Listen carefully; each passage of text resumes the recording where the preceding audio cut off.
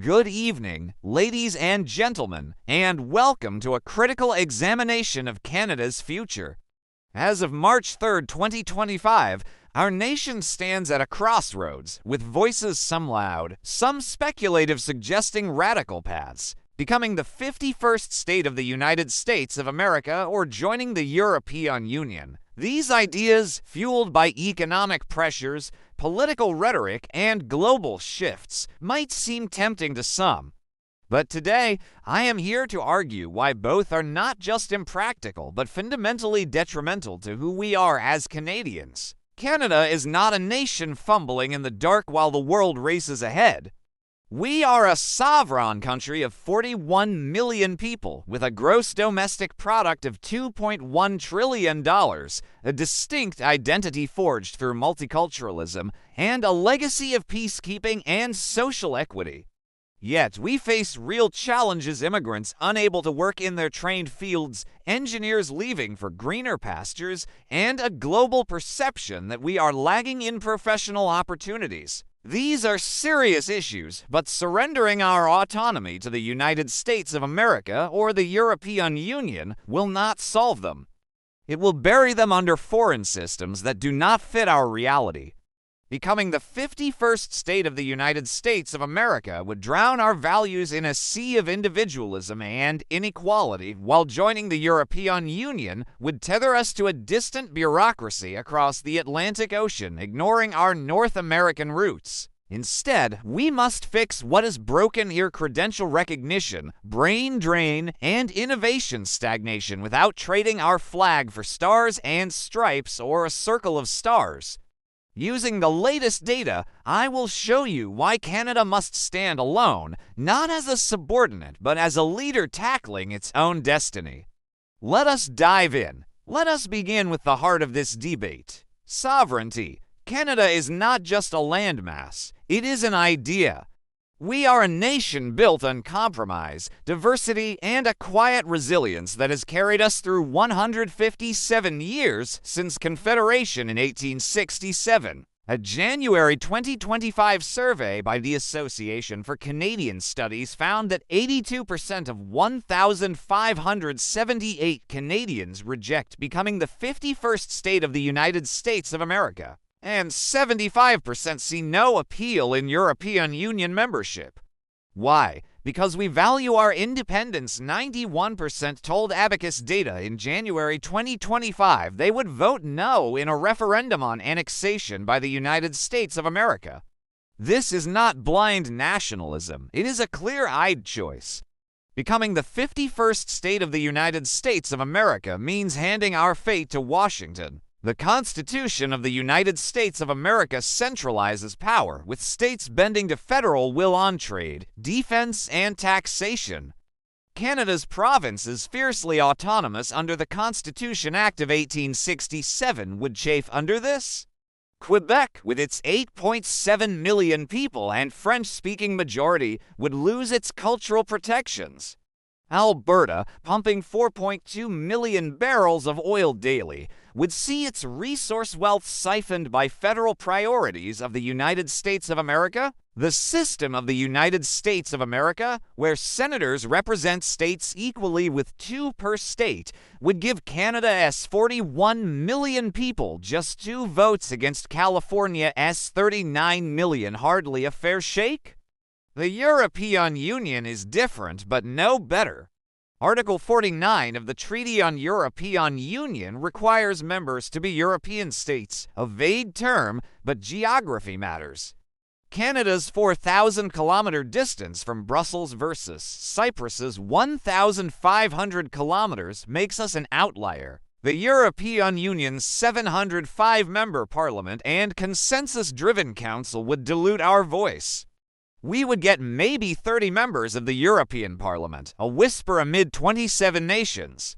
The 2023 Canada-European Union Summit in Newfoundland touted a green alliance, but the Comprehensive Economic and Trade Agreement's $158 billion in foreign direct investment from the European Union pales next to the $400 billion from the United States of America. We are North American, not European. Our trade, 76% with the United States of America, according to Statistics Canada in 2023, proves it. Our identity shines in multiculturalism. With 23% of our population foreign-born, according to the 2021 census, we have woven diversity into our fabric, unlike the United States of America, where assimilation reigns, or the European Union, where national identities often clash, such as Hungary's 2020 for migrant policies. Joining either would erode this, the opposition of 49% of Americans to Canada merging, according to Angus Reid in January 2025, and the European Union's 62% resistance to non-European members, according to the Martin Centre in 2023, show they do not want us either. Canada's path is ours alone, surrendering it trades pride for subjugation. Now, let us talk money, because economics often drives these debates. Canada's gross domestic product hit $2.14 trillion in 2024, according to the International Monetary Fund, ranking us 9th globally. Joining the United States of America or the European Union might promise growth, but the risks outweigh the rewards. Start with the United States of America. As the 51st state, we would join an economy valued at $26.9 trillion, but at what cost? Our $557 billion in exports to the United States of America in 2023 would lose tariffs under the Canada-United States-Mexico Agreement. Certainly, but we would also lose control. The federal tax rate of the United States of America is 21% for corporations, lower than our 26.5%. But personal income taxes average 37% for top earners versus Canada's 33%, according to the Organization for Economic Cooperation and Development in 2024. Healthcare. Free here costs Americans $13,493 per capita, according to the Centers for Medicare and Medicaid Services in 2024, versus our $6,939. A 2024 Fraser Institute study pegs Canada's universal system at $203 billion annually. Statehood could saddle us with a $500 billion bill, bankrupting families. Oil, our economic backbone, faces trouble too. Alberta's 4.2 million barrels daily in 2020 for fuel, 18% of imports to the United States of America. But federal energy policy, think President Biden's 2021 Keystone Extra large cancellation, could throttle it. Texas, pumping 5.5 million barrels without musculus in Congress. Meanwhile, President Trump's 25% tariff threat in January 2025 looms. But 54% of Canadians fear economic coercion, not annexation, according to Angus Reid, proving we can negotiate without merging. The European Union is worse. Their gross domestic product of $19.3 trillion lags the United States of America, and growth crawled at 0.9% in 2024, according to Eurostat, versus Canada's 1.2%. The Comprehensive Economic and Trade Agreement cuts tariffs on 98% of goods, but shipping a container from Halifax to Rotterdam costs $1,500 and takes 5 days, according to Maersk in 2024, versus $300 and 2 days to New York. Joining the European Union means a $20 billion annual contribution based on European Union budget formulas, draining funds for healthcare or infrastructure.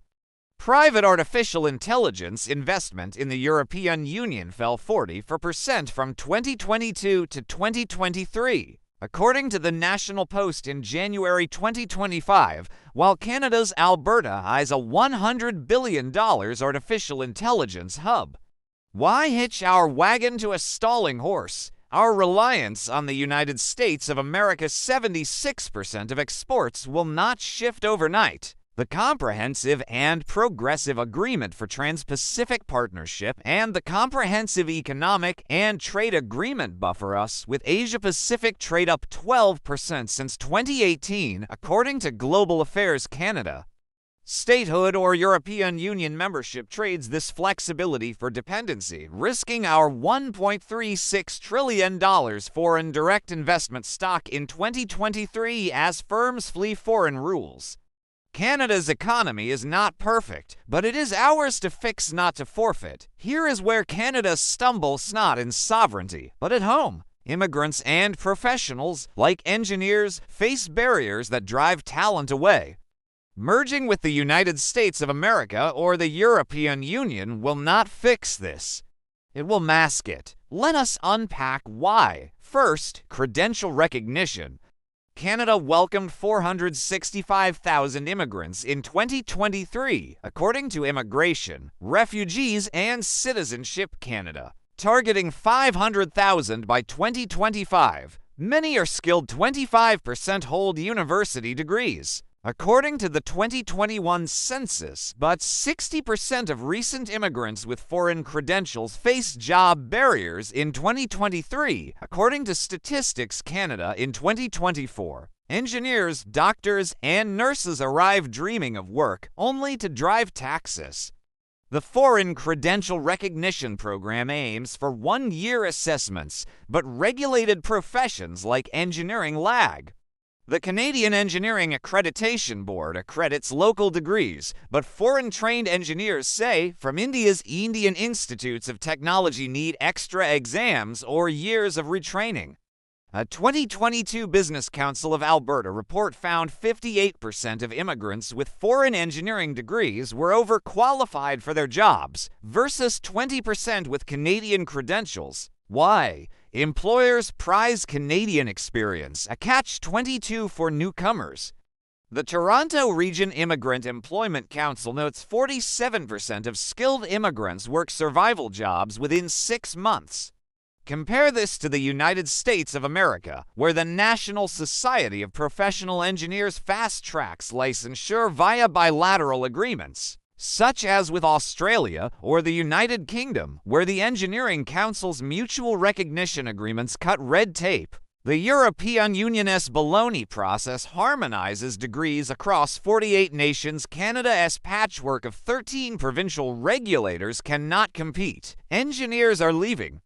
In 2023, 94,000 Canadians emigrated, the highest since 2016, according to Statistics Canada, with 30% in science, technology, engineering, and mathematics fields, according to Nomad Capitalist in 2025. Engineers cite better pay and recognition abroad. Median engineering salaries in the United States of America hit $105,000 in 2024. According to the Bureau of Labor Statistics, versus Canada's $85,000, according to PayScale.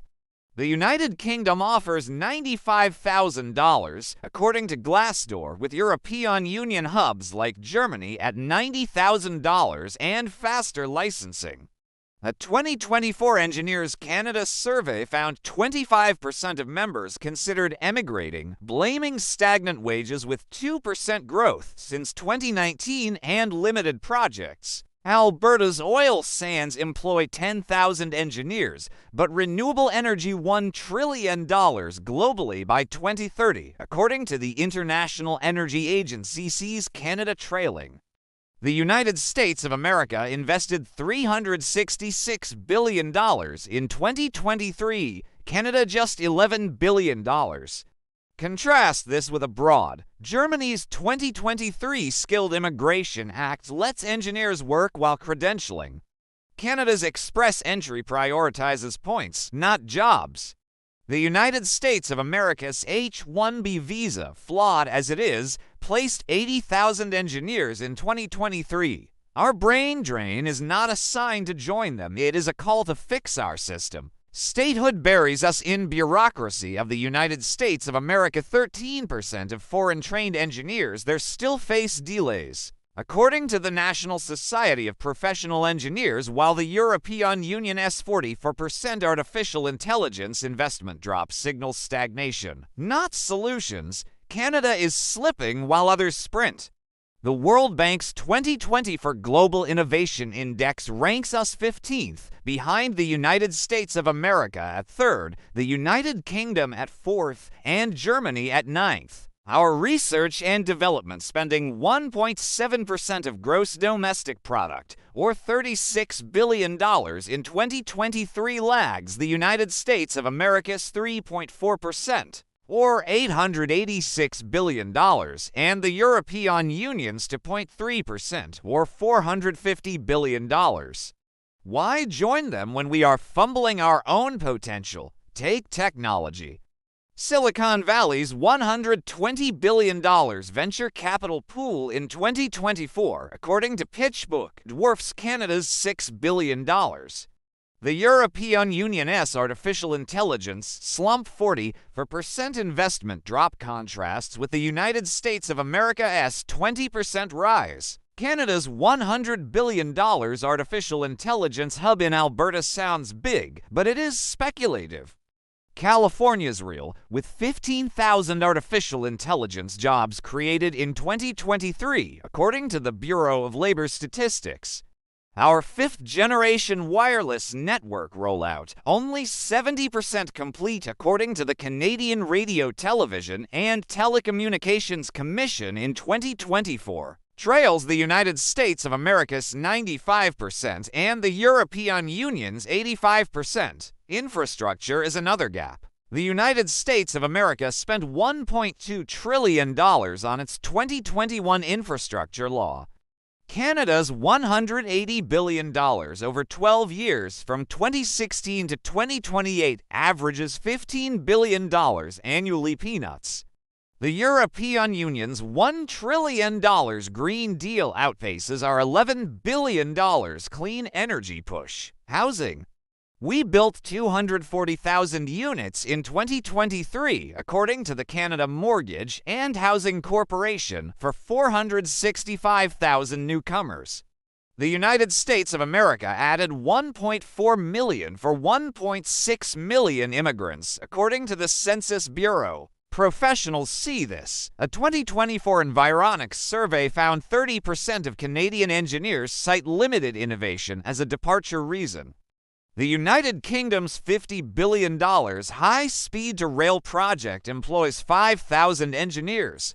Canada's $14 billion Trans Mountain Pipeline, mired in delays, employs 2,000. Joining the United States of America or the European Union imports their scale. Not our $203 billion healthcare system crumbles under their $500 billion or $1.2 trillion models. We need reform, not retreat. The downsides are stark.